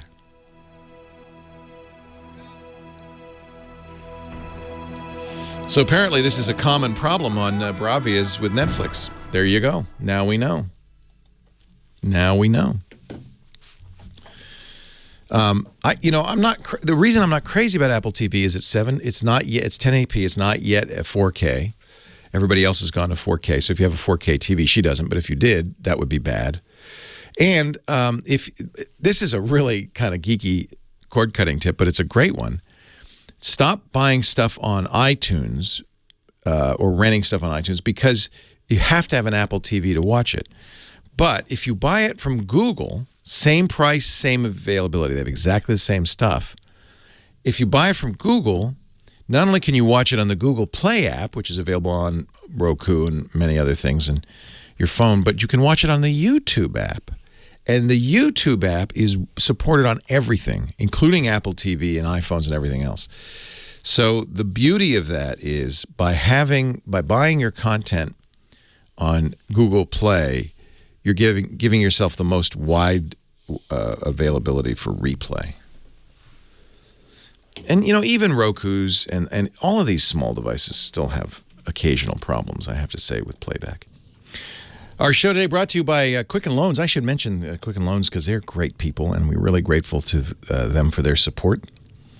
Back this year for another great year with Rocket Mortgage. They know that our audience is exactly the kind of people who will use Rocket Mortgage. Quicken Loans, which is what I think the premier mortgage lender in the country, created a product for geeks, for anybody who wants to do the home loan or the refi online. And that's how this works. It's fast, it's easy, it's completely online. You submit your pay stubs, your bank statements with a touch of a mouse, click of a mouse. You could actually do it on your phone, so a touch of a finger. In fact, you don't have to get up from your couch. And because it's all computerized, all online, you're going to get an answer quickly, like in minutes, for a product that's tailored to you. Oh, man, when we bought our house 3 years ago, I wish we'd had Quicken Loans. It took weeks. I think 6 weeks to get our loan. It was crazy. And they kept wanting more stuff, and we had to fax and stuff. Oh, this would have been a huge relief. Next time you come to buy a house or to refi a house, remember Rocket Mortgage, a transparent online process that gives you everything you need and the confidence you need to make an informed decision because it's from the best.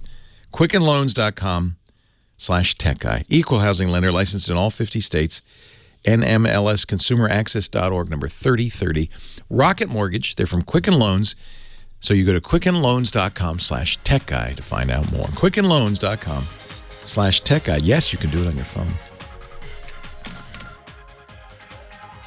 Well, hey, how are you today? Leo Laporte here, the tech guy. Time to talk about, let's see, computers, the internet, home theater, digital photography, smartphones, smartwatches, CES. That's the silliest thing. For the last couple of years, they've said, don't call it the Consumer Electronics Show. It's CES. Like anybody would know what CES is. So every time I say CES, I have to explain, that's what used to be called the show formerly known as the Consumer Electronics Show. Why they don't want to call it that, I don't know. It's every year, this time of year. First thing, really, right out of the gate in the new year. And it is the chance, its role has changed a little. It used to be, it was a chance for manufacturers to come to the States and get all the dealers, all the stores, the electronic stores and stuff to come see their wares, see what's coming for Christmas 2017 and order it, or for the manufacturers at least to get feedback about whether they would order it if they were to make it. So a lot of the stuff you see at CES isn't even available, won't be available to the end of the year, if even then, because maybe they aren't even going to make it if there's not enough interest, that kind of thing. But it's fun. It's a great chance to see what's going on.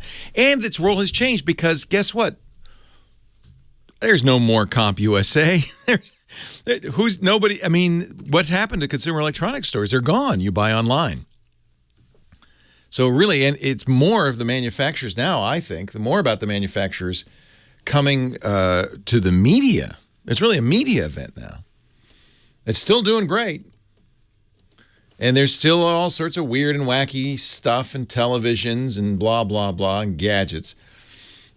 There's also sometimes, not always, but sometimes surprises. And there were surprises this year.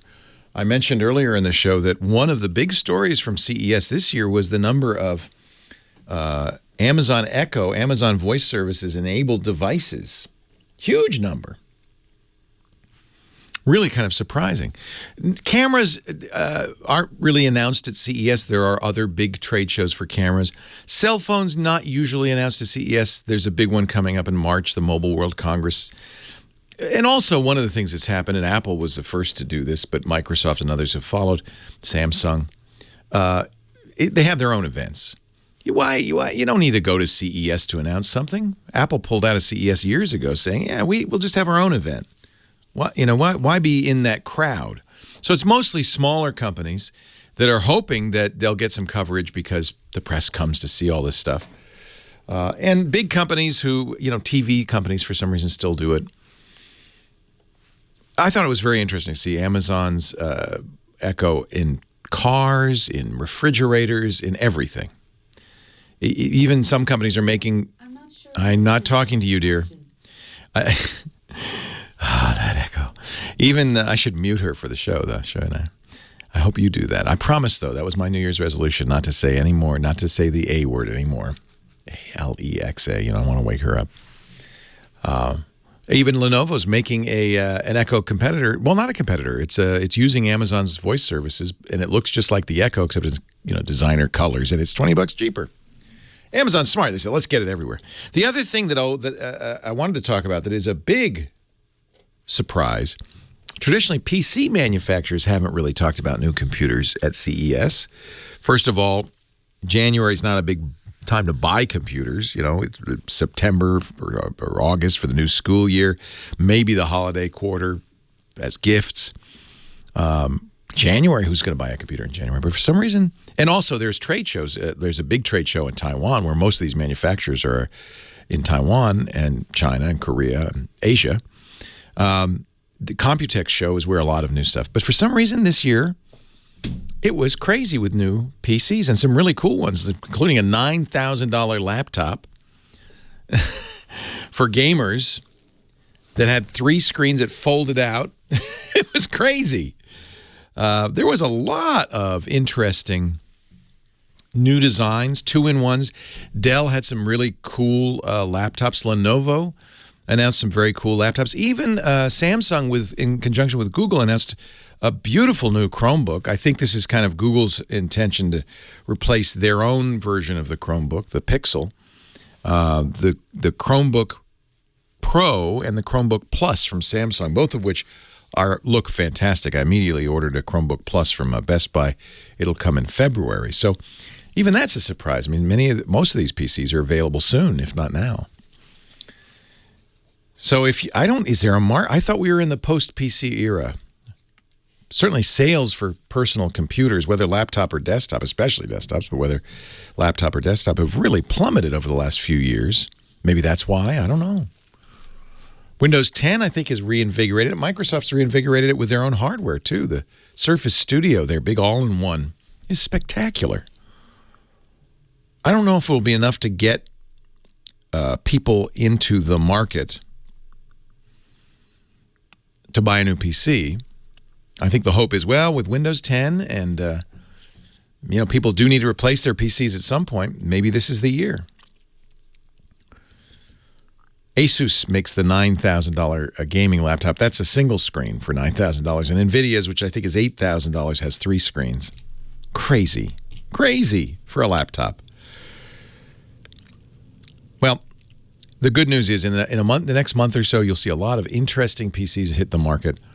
If that's what you're looking at. It does not bode well for Apple, I must say. In fact, Apple, for the first time in memory, did not meet its targets last quarter, or I guess last year. And they're actually dinging CEO Tim Cook. He's not going to get the full bonus. His pay will be lower. I guess it was for the year 2016. His bonus for the year will be lower because Apple missed its targets. And they don't really have anything particularly compelling. I think the Touch Bar, that little OLED bar that replaced the function keys on the new MacBook Pros, is a joke. It's annoying. It's not useful, and it gets in the way. I hit it all the time by accident. Siri launches or the search launch. Get it out of my way. Give me a normal keyboard, please. Apple did try to get its AirPods, its wireless headphones designed for the headphone jackless iPhone 7 out, and barely got it out at the end of the year. Most people will be getting theirs this month or next. I got mine right at the end of the year. I like them a lot. I mean, they're easily lost. They're wireless. They just sit in your ear, which means if they fall out, you'll never find them again. They're expensive, $160. Sound is good, not great, but good. Pairing is easy. You do look kind of dopey wearing them. You got a little white thing hanging out of your ear, but I guess we'll get used to that, right? Apple says, we're making them as fast as we can, but what they don't say is, how fast is that? So you'll know because you'll see people walking around with little white things hanging out of their ear. Then you'll know, oh, they're everywhere or not. I kind of like them. Yeah, interesting. They're so expensive, I don't imagine a lot of people will replace their wired headphones with these. But for people who want easily paired wireless headphones designed specifically for Apple products, although they will work with other Bluetooth devices, the AirPods are nice. I'll give them a thumbs up. They're pretty.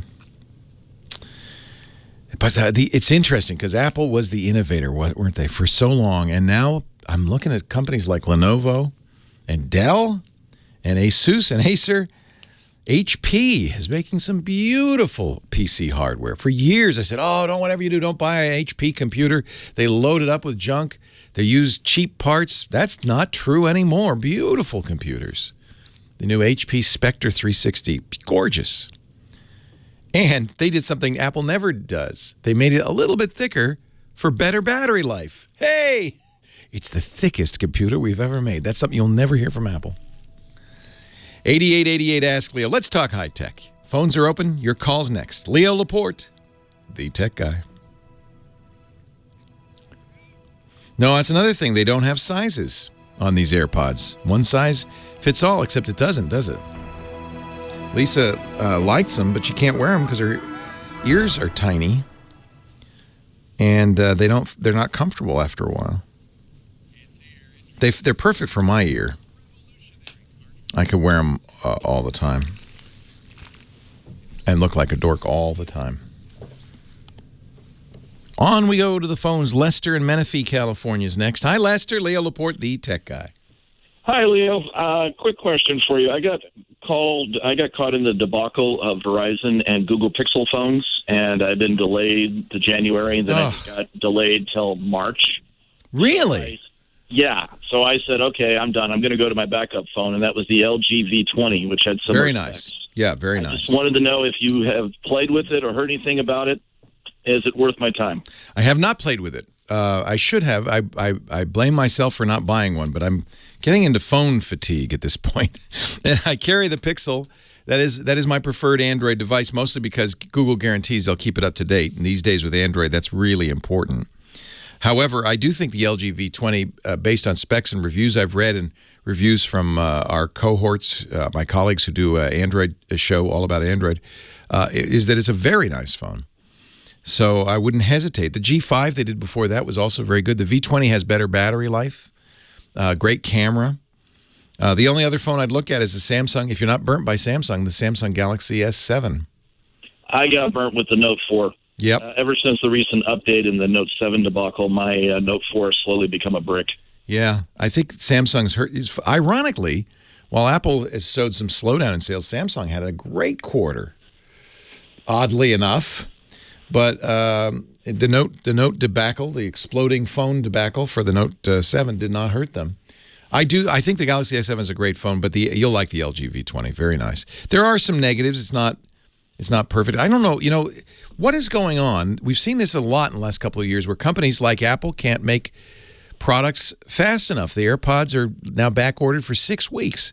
The Pixel phone, same thing. And this is a phone that, is the only phone Google makes. You'd think that they would somehow manage to be able to get these out. I don't think there's anything unusual in them, and then yet they're just not getting them out fast enough. That's what surprised me, and I just said, forget it. I'm not going to wait till March. Are there any models you can get, or is it just nothing on any of them? Were you talking about the XL or the? Because I got the. I wanted the XL. Yeah, I don't blame you. Yeah, they were pushing me back into that. I did that's not the one check to see the regular. That's the best seller is the XL in black, I think. Yeah. That's the only way you might get it faster is look at some other models. But I think you'd be happy with the LG V20. I really do. That's a nice phone. Well, I'm getting the phone on Tuesday. Oh, well, good. It's good I said that. Too late. But now LG makes very nice phones. In fact, they made the last Google phone, the Nexus. So I think that, didn't they? Or no, maybe not. They made the 5X. I can't remember. Huawei made the 6P. But this is a nice phone. It's manufactured by HTC for Google, the Pixel, and I guess that something's going on in manufacturing. But the V20 is probably a good alternative. It's funny. I was able to get my first Pixel XL from Verizon because Verizon was the only company that had them. But I guess they've now gone through their stock. It's got to be. You think it's HTC? What is going on? What are companies pushing the envelope so hard that they're having lots of flawed, devices they can't sell, and is production down? What's going on? Why is it so hard to get these products out? And I'll tell you, if you don't jump on the bandwagon, especially with an Android device, you will lose. The early prognostications for this Pixel phone were very positive. People were saying, they're going to sell 10 million of them, but not if you can't get them in the stores. Albert Compton, Leo Laporte, the tech guy. Hey, Albert. Hey, Leo. Hi. Hi. How you doing, man? So I had a question about fitness trackers and things like that. Yes. Basically, I'm a big runner. Running is my big thing. I used to love when Apple and Nike got together and came out with the sensor. Wasn't that great? That was fantastic, man, because of your stride and everything it could look at. That was great. You put a little thing in your shoe, right? Yes. Yeah, it was great, man. And then that paired up to the phone. Your shoe, they paired up. Yeah, you're right. And so now I'm looking to replace it, and I'm back big into running, but I don't want to take my phone with me on every run, especially when it rains and stuff like that. Of course not. So I was wondering, what wearable do you recommend for runners? Because there's so many different things out there. Yeah, then there's two levels. The serious runners are all using the serious devices from Garmin and Polar. Those are those big runners' watches. They have GPS built in. They're big, so they can have more battery life, and they have more information. And I think the pro runners, the really serious runners, stick pretty much to the brands you've been using all along. But then there's the kind of the hobbyist runner, the exercise fanatic, the fitness guy, and the Fitbits are doing very well with them. Samsung's watches are doing very well. I would not turn away from the Apple Watch. The new Apple Watch works without the phone. It's got a GPS built into it, finally. That's the key, right? That's the thing you're bringing the phone along for, is the GPS. Yeah. So you've got to buy a watch or a runner's watch or with a GPS built into it, because otherwise you won't be able to track your run. You want a heart rate monitor too, because that's important to know how much exertion. Gosh, you'd love to have a VO2 monitor, a VO2 max monitor that monitors your oxygen consumption. They actually make phones like that, but watches like that. But I think that in the kind of low end hobbyist runner, a Fitbit or an Apple Watch is probably your best bet. And if sounds like you're getting serious about running, are you training for a marathon or? Oh yeah, I'm pretty serious. I did the Rock and Roll Series last year, so I did 2 marathons and 8 halves. So okay. It's pretty. Yeah. So for you, all of those things are really important.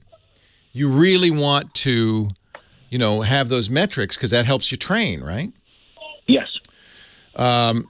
So I'm thinking you're going to stick with the Garmin's, like the Forerunner, which is kind of the watch. Fitbit does make a watch with GPS called the Surge, which I think is nice, and I do think Fitbit has other features like sleep tracking that are useful and alerts. But TomTom, Sunto, Garmin, and Polar, those are the ones that. Everybody, those serious, when you see the guys running in the marathon with you, they're all wearing Garmin watches probably.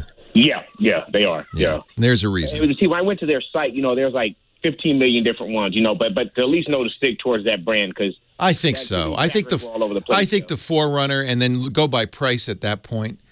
The 230 is their kind of less expensive one. The 630 is their high-end one. If you can afford it, that's probably the one you want. Accuracy is a big issue. And Fitbit's been sued for poor accuracy with heart rate. I think they're all equally accurate in terms of stride and location because the GPS does a good job with that. Heart rate's a little higher. I think if you're training for marathons, you're a serious runner, get a Forerunner. Okay, got you. Thank you. And you're asking the fattest, laziest, non-athletic guy in the world, but it's my job to keep track of this stuff. I do not have a Garmin. If I ran, I wouldn't need a Garmin because I couldn't get far enough away from my phone to lose the signal. That's That's how bad it is. 8888 Ask Leo. Leo Laporte, the tech guy. More of your calls coming up in just a bit.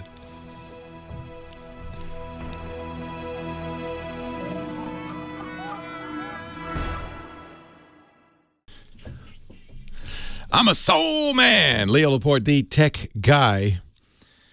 Kind of the opposite.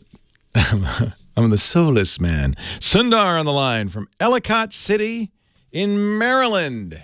Hello, Sundar. Hello, Leo.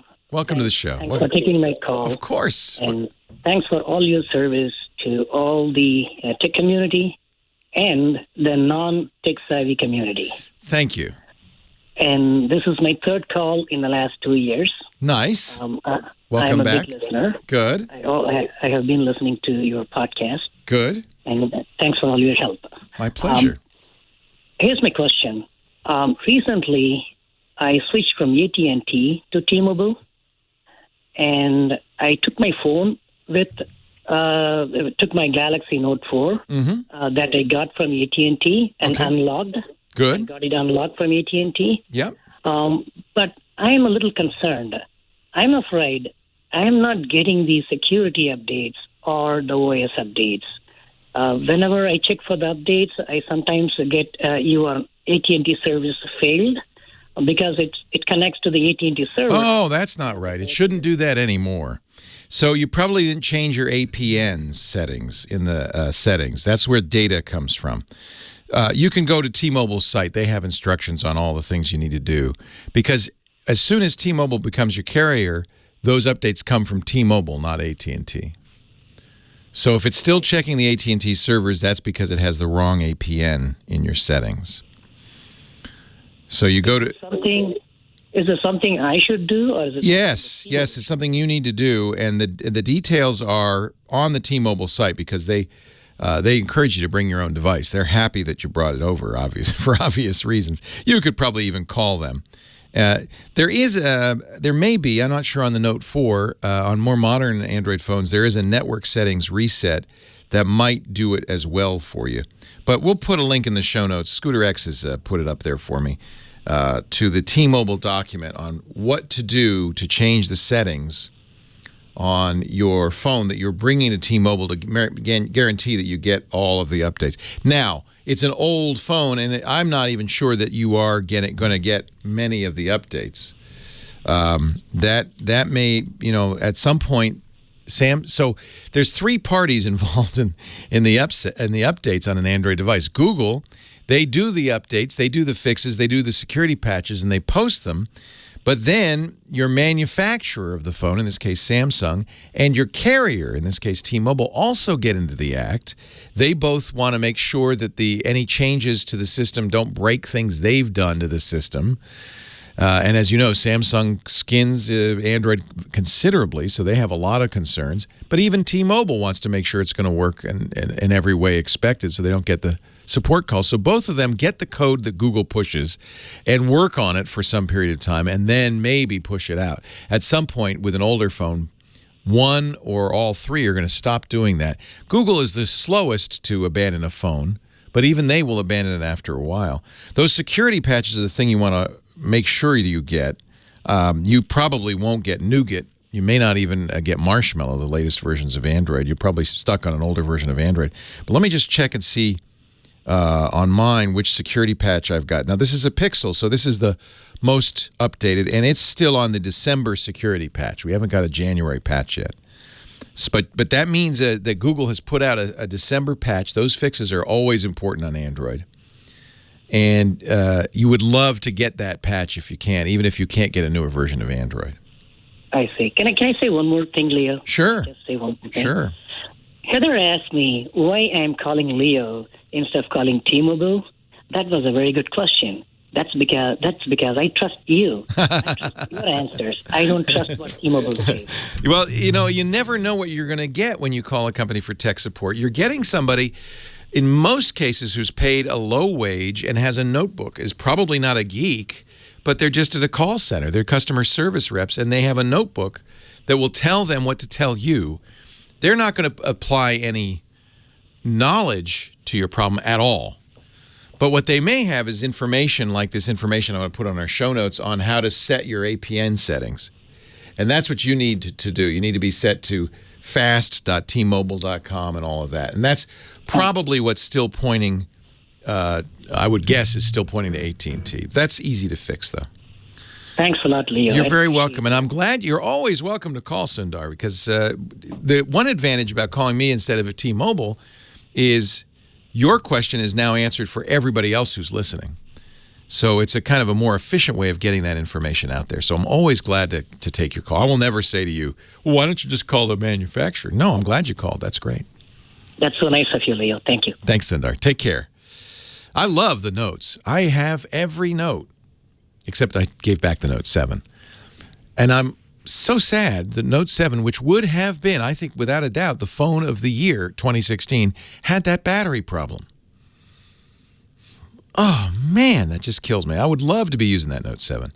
However, I got to say, because Android is somewhat risky, there's so many people banging on it trying to hack it that it's probably a good idea to get a newer Android phone with a newer version of Android on it. The most recent is 7.1.1. Only a handful of phones have 7.1.1. And then from a manufacturer that has pledged, we will push out the updates. The monthly security. Google does a monthly security update now, like Microsoft and Apple and others do. And you want to make sure you get those in a timely fashion. LG has said they will. Samsung has said they will. Of course, Google will with its Pixels. One of the compelling reasons to use a Pixel phone, it's one of the reasons I do, that's going to be the safest possible. But a lot of people can't buy a new phone every year or even every 2 or 3 years. And it's the sad fact that Google does not have the market clout that Apple does. Apple has compelled everybody to sell an iPhone, and everybody wants to sell an iPhone, to promise they won't get in the way, that they will push out those Apple updates. So Verizon, T-Mobile, AT&T, everybody, Sprint, when there's an update from Apple, they don't get in the way. So there's really only one party getting you those updates on an iPhone. There's, as I mentioned, 3 parties that are potentially getting you those updates on an Android phone. That's a little bit of a problem, especially on those older ones. Coming up, the GizWiz, Dick DeBartolo, Mad Magazine's maddest writer. He'll have a gadget of the week, and I think he went to CES, so he might have a CES report too. Dick has an unusual way of doing CES. While the rest of us are covering computers and cars and television sets, he looks for the weirdest, strangest backways, alleyways, finds the weirdest gadgets. I'm sure he'll have something for us next. Leo Laporte, the tech guy.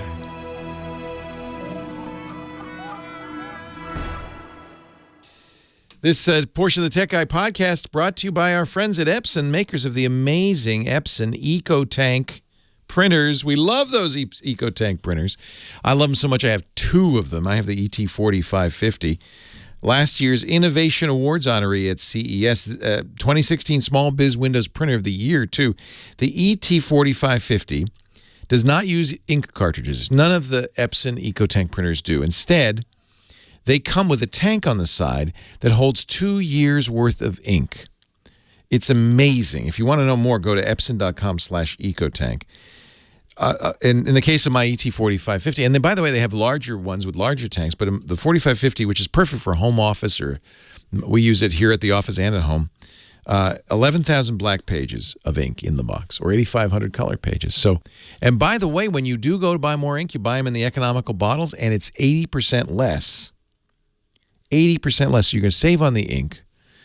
You get a great printing technology. It's the precision core printing technology, 40 million drops of ink a second to give you super crisp black and white, vivid colors. And, of course, it has the benefits of an inkjet printer, even though the cost of consumables is a lot less. You have, instant on, auto 2-sided printing if you want, easy wireless printing from tablets, from smartphones, supports all the, wireless protocols, has a great sheet feeder, by the way, the best I've ever used. I use that a lot. So you can scan, you can print, you can copy color, copy black and white. It's just a really great printer for home or for office, the EcoTank. And they have, of course, big work group sized EcoTanks as well. Epson, if you want to know more, Epson.com/ecotank. Transform the way your home or your office or your work group prints for the best combination of ease and value. Turn to the Epson EcoTank printers, epson.com/ecotank. And we thank Epson so much for their support. Epson.com/ecotank. Leo Laporte, the tech guy.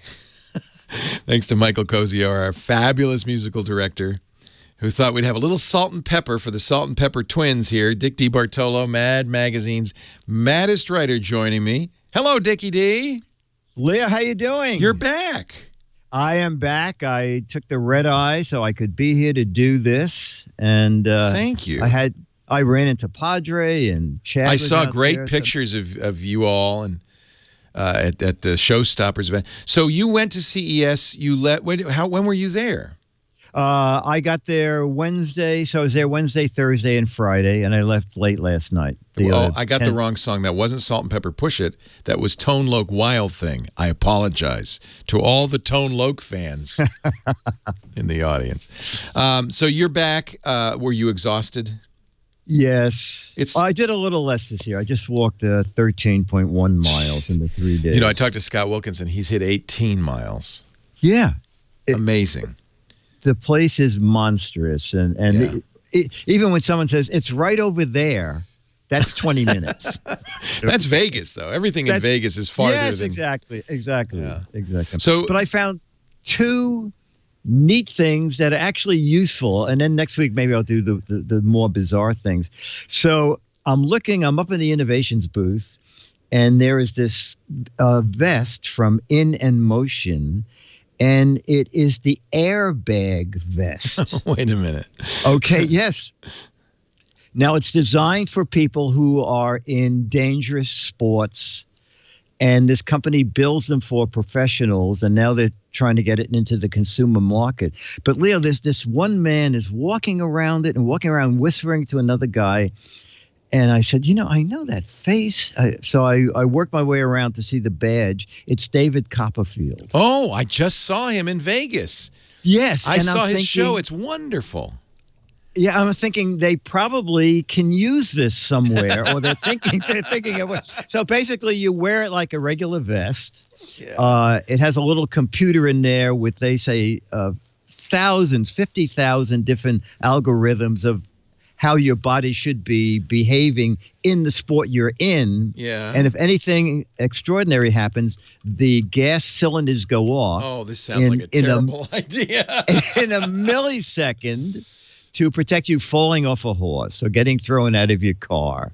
It would be more for motorcyclists more than anything. Yes, Daredevil Sports. Yeah. Daredevil Sports. They're at airbagrevolution.com. They did testing with 10,000 people in Europe. They're looking for 10,000 people here. So you can go online, fill out a form, and if they select you, you get to use one, I think, for 3 months and give them feedback. You have to be a daredevil, though, I guess. Yeah. I doubt it if you're just riding your bike down to the corner to pick up milk. That they. But David Copperfield does some scary stunts in his act. Well, I know he does, and I'm thinking that he's thinking that it's like $800, but he's thinking, better than a trip to the hospital. Oh, he can afford it, believe me.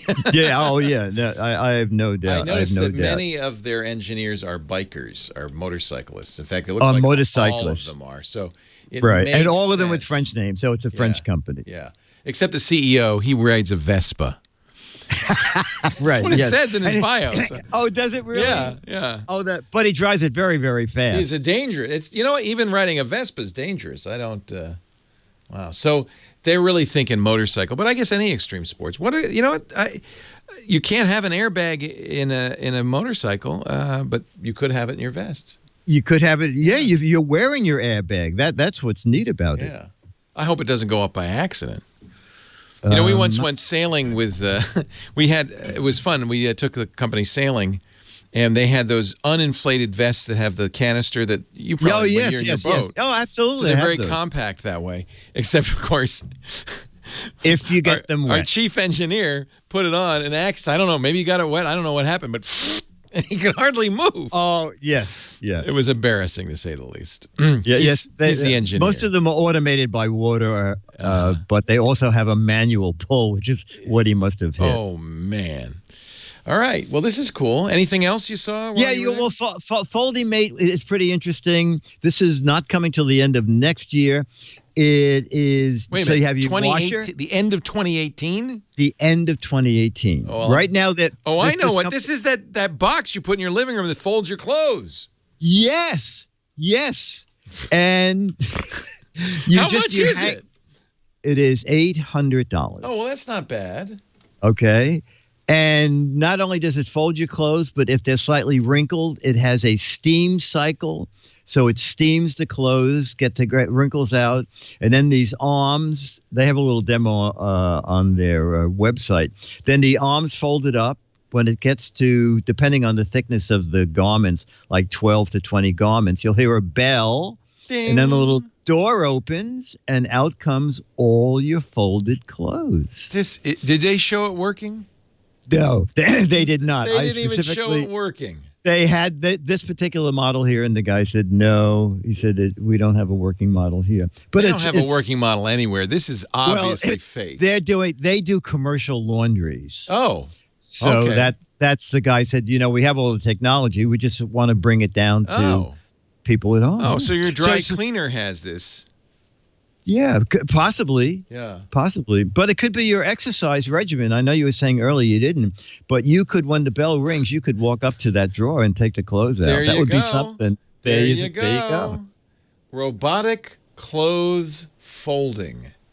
The Folding Mate. It's a shame it's going to be that far out, though. I don't know if I want to wait 2 years. I was quite surprised myself that they were at CES already and saying the end of 2018. Do you have to give them money to get on the list? You know what? I think you have to put down a deposit. Yeah, boy, I would be reluctant to put down a deposit on something I'm not going to get for 2 years. Yeah. Well, I use it as an excuse when people say, your shirt's wrinkled. I said, end of 2018, I'll have my Folding Mate, but for now, I'm afraid this is it. Oh, my goodness. Well, Dick, I'm glad you made it out of Vegas safe and sound. Leaving Las Vegas is always a challenge. You did get sounds like a little cold. A little something, exactly. Everybody gets sick after CES. Everybody does. Was it, it seemed to be a better CES than in years past. It seemed pretty good. There was a lot more stuff to see. Still a great amount of duplication of, the Bluetooth speakers and yada, yada. Right. But it was a very interesting show, especially for you guys who like cars. The North Hall used to be half cars and half gadgets. The North Hall is now 90% car companies. Wow. And just a little bit of gadgets. So car technology is really taking off. And I guess self-driving cars. Did they have some self-driving car demos and things? Like Mercedes announced they're going to do something. I got hit by something, and there was no driver that I could sue. You'll find Dick at his website, gizwiz.biz, gizwiz.biz. That's where you can play the What the Heck Is It contest. Brand new contest for 2017. What was that thing? That thing is called Nozzle Top. This was the last one.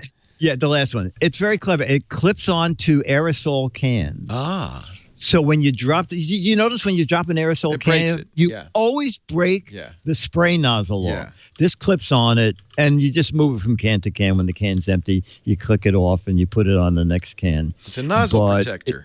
It's a nozzle protector. Actually, that is exactly what I thought it was. It almost sounds like a Jewish greeting, doesn't it? Nozzle top.